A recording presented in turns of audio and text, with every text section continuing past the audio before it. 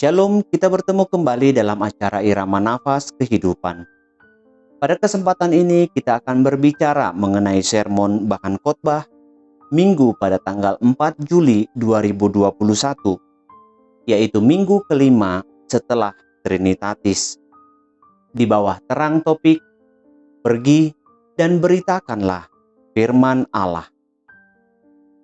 Mari kita membuka Alkitab kita yang tertulis dalam Markus pasal 6 ayat 6b sampai dengan 13. Inilah firman Tuhan. Yesus mengutus ke-12 rasul. Lalu Yesus berjalan keliling dari desa ke desa sambil mengajar. Ia memanggil ke-12 murid itu dan mengutus mereka berdua-dua. Ia memberi mereka kuasa atas roh-roh jahat dan berpesan kepada mereka supaya jangan membawa apa-apa dalam perjalanan mereka, kecuali tongkat, roti pun jangan, bekal pun jangan, uang dalam ikat pinggang pun jangan. Boleh memakai alas kaki, tetapi jangan memakai 2 baju. Katanya selanjutnya kepada mereka, "Kalau di suatu tempat kamu sudah diterima dalam suatu rumah, tinggallah di situ sampai kamu berangkat dari tempat itu.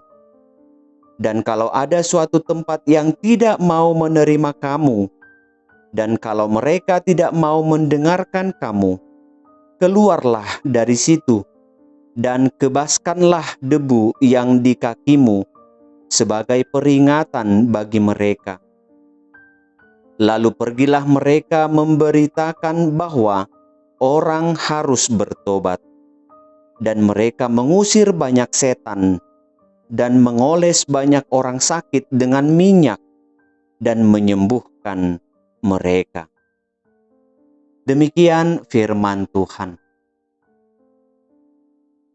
Terlihat sangat jelas bahwa perikop sebelumnya adalah penolakan terhadap Yesus Kristus. Berdasarkan situasi ini, karena ia telah ditolak oleh orang-orangnya sendiri, maka Yesus mengejar di tempat lain dan mengutus para muridnya dengan perintah, yaitu kekuasaan khusus. Markus nampaknya mengarahkan para pembaca untuk memahami dan mengingat bahwa Markus telah dengan hati-hati mempersiapkan saat penting ini. Ketika Yesus mengutus para rasul, pertama-tama Markus mengajak pembaca untuk memahami bahwa Yesus memanggil para murid secara pribadi. Pasal 1 ayat 16 sampai dengan 20. Kemudian Yesus memilih 12 untuk menemani dia. Pasal 3 ayat 13 sampai dengan 19. Kelompok 12 ini yang kita sebut dengan murid-muridnya yang diajar oleh Yesus dan selalu hadir bersama dia ketika ia menyembuhkan banyak orang dari penyakit dan mengusir roh-roh jahat. Pasal 3 sampai dengan pasal 5. Maka sekarang telah siap menjadi orang yang diutus. Kata yang diutus menggunakan kata apostolos yang artinya utusan. Perintah khusus untuk mengusir roh jahat pada ayat 7 diiringi dengan rincian-rincian yang lebih lanjut mengenai pakaian yang harus dibawa, di mana harus tinggal, dan apa yang harus dilakukan bila mana mendapat penolakan pada ayat 8 dan ayat 11. Petunjuk rinci ini merupakan arahan bagi gereja perdana mengenai perlunya untuk bergerak dengan cepat dan bergantung kepada pemeliharaan Allah. Apakah orang-orang gereja perdana mempercayakan diri kepada Allah seperti yang dilakukan ke-12 murid terhadap Yesus Kristus sebagai guru mereka pada saat itu? Apa misi khusus bagi para rasul masa kini jika kita perhadapkan kepada pesan yang disampaikan oleh Injil Markus ini? Nampaknya menjadi sangat jelas bahwa Markus meminta kepada semua pembacanya untuk memperhatikan dan mendoakan agar umat yang percaya dapat menyeimbangkan tindakan dalam membangun kerajaan Allah dengan kepercayaan dalam hal keterlibatan Allah yang penuh kasih kepada pembaca. Dan semua itu dihubungkan pada keterlibatan mereka dalam membangun kerajaan Allah dengan penuh kasih kepada semua orang. Yang pertama, beritakanlah firman Tuhan kepada semua orang. Pengutusan Yesus Kristus kepada ke-12 muridnya membuktikan bahwa firman Tuhan harus disebar kepada semua makhluk. Mengapa kita menggunakan kata makhluk? Karena Markus sendiri menggunakan istilah ini pada pasal 16 ayat 15. Yesus tidak menghunjuk atau mengutus murid-muridnya dengan alamat atau tujuan yang sudah pasti. Artinya Yesus mengutus murid-muridnya kepada semua orang tanpa terkecuali. Yesus juga tidak menekankan agar firman Tuhan tidak dikabarkan kepada lawan kaumnya, yaitu Samaria. Kita masih ingat bagaimana Yesus mengabarkan Injil kepada perempuan Samaria.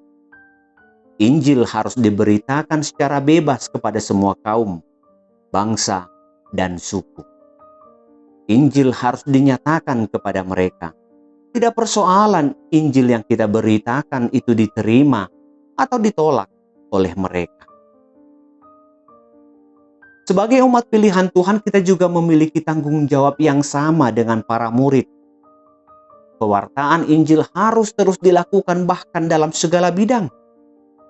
Pewartaan Injil bukan melalui khotbah, tetapi harus diwartakan melalui seluruh sendi kehidupan. Perkataan, perbuatan, bahkan pikiran kita. Setiap orang telah dipanggil Allah untuk mengikut Dia. Harus belajar. Dan pada akhirnya ia harus diutus. Tetapi banyak dari kita yang terbatas dalam pewartaan tersebut. Ketika kita menenangkan perasaan orang lain yang sedang bergumul, itu juga pewartaan.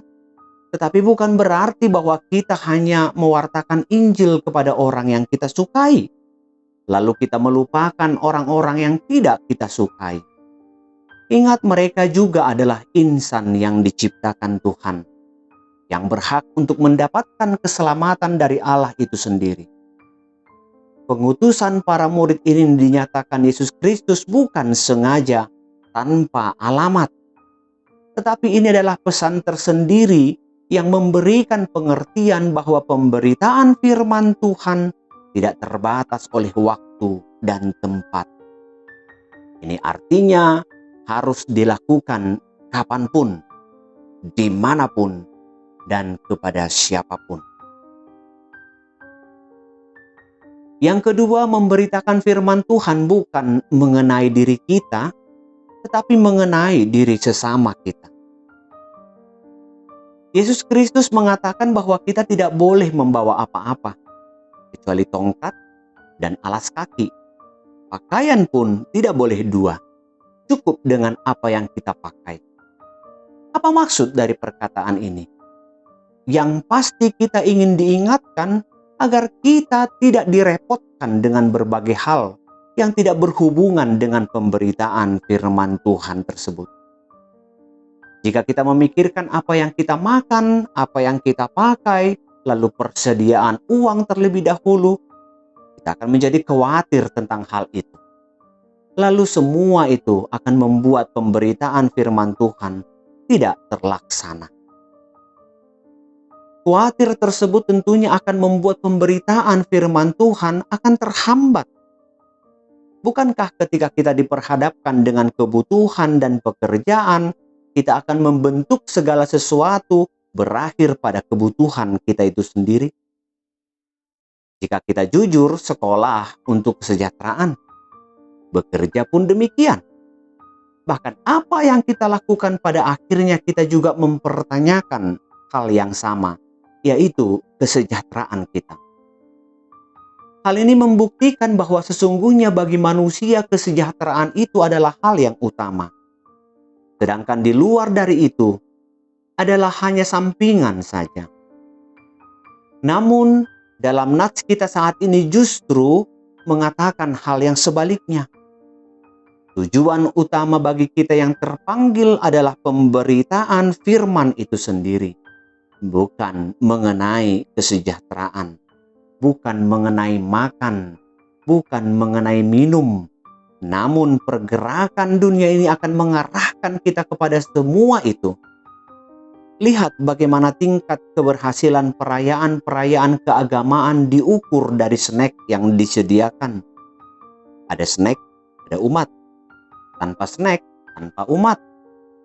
Atau perayaan-perayaan yang dilakukan dengan menunjukkan style dan gaya. Fashion nampaknya menjadi hal yang utama. Pakaian yang seragam, nuansa dalam warna, dan pernak-pernik yang begitu mewah. Atau perayaan-perayaan gerejawi yang pada akhirnya hanya berpusat pada pendapatan uang melalui ucapan terima kasih, atau yang membuat hati gembira si palas roha. Hampir tidak ada yang melayani yang tidak diukur dengan uang. Ketiga hal ini menjadi hal penting bagi manusia. Makanan, fashion atau gaya atau style, dan uang.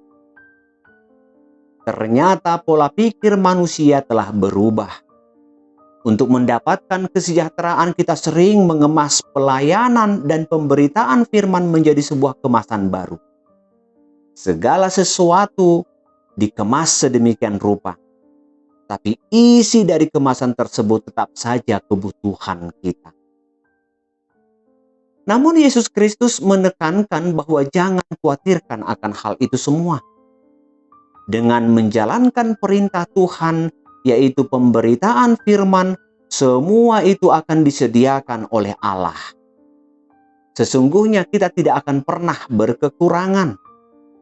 Jangan dulu berlebih-lebih. Setidaknya Allah mencukupkan semuanya, sehingga kita tidak berkekurangan. Yang ketiga adalah beralihlah kepada yang lain. Tetapi jangan hakimi yang menolak engkau. Ketika kita mendapat penolakan dari orang lain, seringkali kita menjadi membenci mereka. Bahkan seringkali penolakan tersebut kita pakai untuk menghujat atau menghukum mereka. Kita sering menjadi hakim atas mereka yang menolak. Yesus Kristus hanya menekankan pergilah dari situ dan kebaskanlah debu dari kakimu. Hal ini hanya menjadi peringatan kepada mereka, bukan untuk menghakimi mereka. Tetapi jangan menghabiskan waktu hanya untuk berdebat dengan mereka jika memang mereka telah menolak pemberitaan firman Tuhan. Menghabiskan waktu kepada orang yang sudah jelas bebal dan menolak keberadaan kita akan menghambat pemberitaan firman kepada orang lain.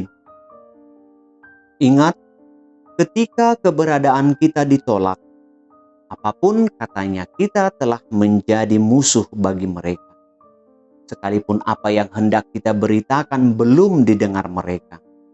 Tetapi rasa benci seseorang kepada kita akan membuat mereka tutup telinga dengan apa yang kita beritakan.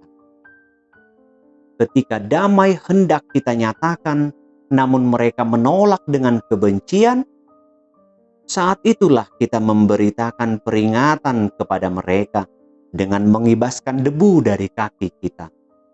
Bagi orang-orang yang demikian, biarlah Roh Allah yang berkarya kepada mereka. Lihat bagaimana saat ini banyak orang yang menolak beribadah di rumah mereka. Baik ibadah lingkungan atau ibadah keluarga. Banyak orang yang menghindar agar tidak terlibat dalam dunia pelayanan dan lain sebagainya. Bisa jadi karena tidak sesuai dengan keinginannya. Tetapi yang pasti, kebaskan debu dari kakimu dan bawalah mereka dalam doa kepada Tuhan. Biarlah Allah yang berkarya.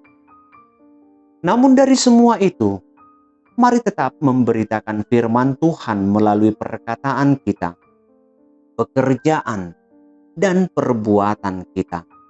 Dan tetap memikirkan hal-hal yang di atas, bukan yang di bumi ini.